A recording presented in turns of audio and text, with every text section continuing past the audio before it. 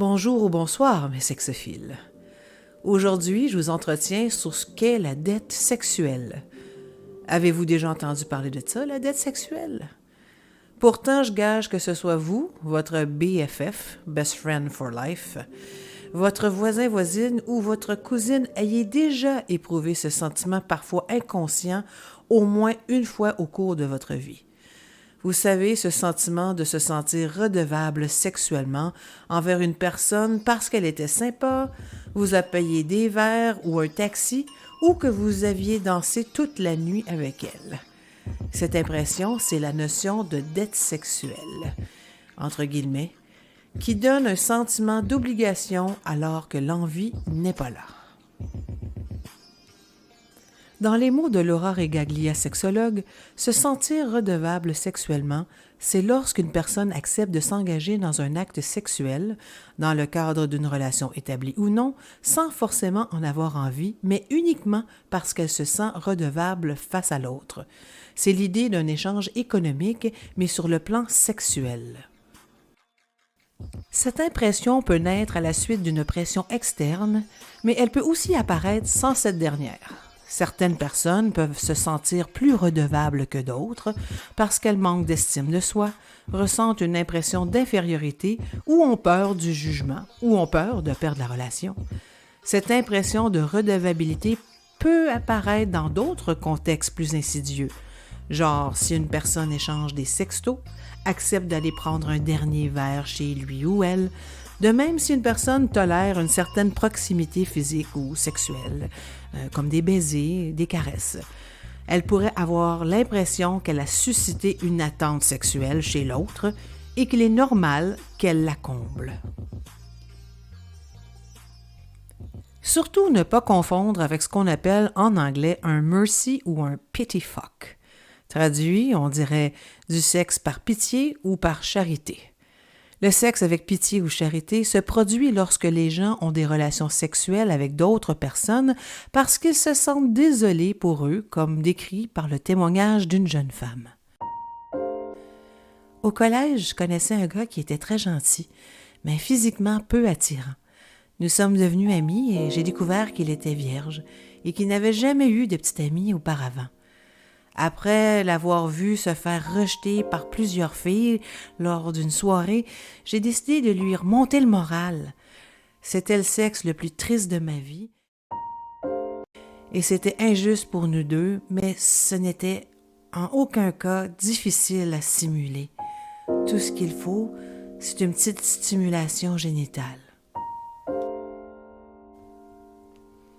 Ou encore cet autre témoignage.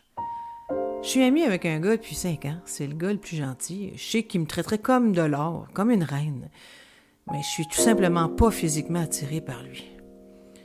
Après avoir avoué son amour pour moi, j'ai eu des relations sexuelles avec lui. Pitié du sexe. Je voulais juste qu'il soit heureux. Je tiens vraiment à lui. Après, j'ai souhaité n'avoir jamais couché avec lui. Alors, question à vous, mes sexophiles. Où en êtes-vous sur le plan de la dette sexuelle? Croyez-vous en avoir été victime ou même bourreau? Le scénario classique? Tu l'as rencontré lors d'une soirée, vous vous amusiez bien et à la fin, il a proposé de te raccompagner. Tu n'avais pas très envie de t'engager dans quoi que ce soit ce soir-là, mais il insiste et tu finis par accepter, car de toute façon, il est tard et tu n'es pas contre faire le chemin du retour accompagné. Arrivé en bas de chez toi, il veut monter prendre un dernier verre. Tu n'en as pas envie non plus, mais il a quand même fait un détour pour toi, alors tu lui dois bien ce verre, ce dernier verre. Vous montez, il t'embrasse, déboutonne ton pantalon, ta blouse. Là encore, t'aimerais lui dire non, mais t'oses pas. Tu ne voudrais pas passer pour une allumeuse, une agace.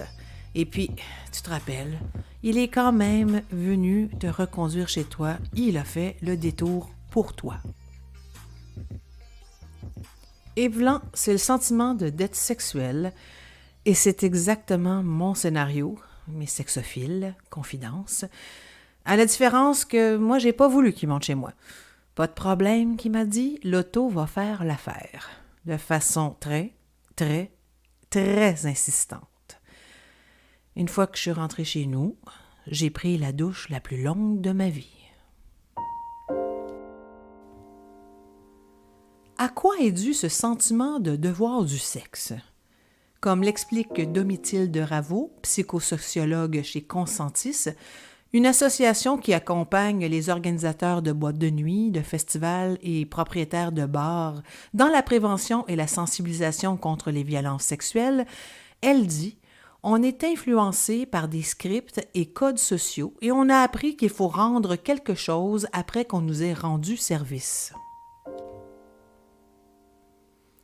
Dans le cadre de la dette sexuelle, la société nous laisse sous-entendre à travers ces scripts appris qu'il est logique que si l'on a induit certains comportements, il est normal qu'une interaction sexuelle s'ensuive.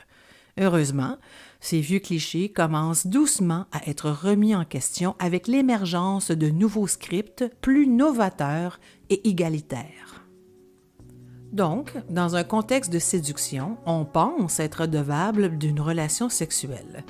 Or, une relation sexuelle ne doit pas reposer sur une notion de redevabilité, mais plutôt être analysée au prisme du consentement entre les partenaires. Lorsqu'on entre dans un schéma de dette sexuelle, on en oublie les différents points de consentement.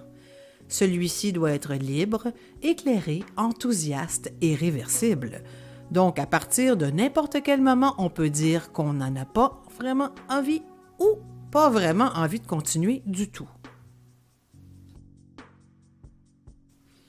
On peut a priori penser que les femmes sont plus concernées par cette dette sexuelle que les hommes. Mais est-ce vrai? Laura Regaglia, sexologue, poursuit. Effectivement, il semblerait que les femmes soient plus enclines à tenter de sauver la face et à se sentir obligées de commettre un acte sexuel, même si les hommes peuvent aussi être concernés, évidemment. Le sentiment de redevabilité sexuelle a des racines historiques complexes qui sont liées à des normes sociales et culturelles en évolution constante. Les femmes en particulier ont été soumises à des ententes sexuelles souvent injustes et à des pressions pour répondre aux besoins et aux désirs des hommes. Dans de nombreuses cultures, le sexe était considéré comme une obligation conjugale, ce qui signifiait que les femmes étaient souvent obligées d'avoir des relations sexuelles avec leur mari, le fameux devoir conjugal, même si elles n'en avaient pas envie. Les femmes étaient souvent considérées comme des objets sexuels plutôt que des partenaires sexuels égales. Le mouvement féministe des années 60 et 70 a remis en question ces normes sociales et culturelles, heureusement, en prônant l'égalité des sexes et en encourageant les femmes à revendiquer leur propre sexualité. Depuis lors, les attitudes à l'égard de la sexuelle ont évolué et les pressions sociales et culturelles ont diminué, bien qu'il reste encore beaucoup à faire pour parvenir à une véritable égalité.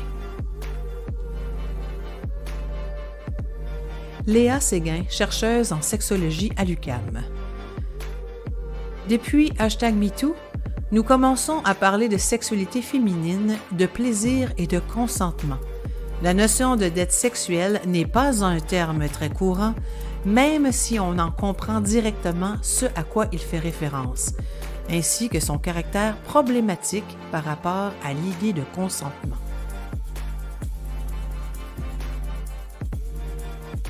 En terminant, je vous laisse avec une citation de Jean-Jacques Rousseau. « Quand je paie une dette, c'est un devoir que je remplis. Quand je fais un don, c'est un plaisir que je me donne. » À bientôt, mes sexophiles.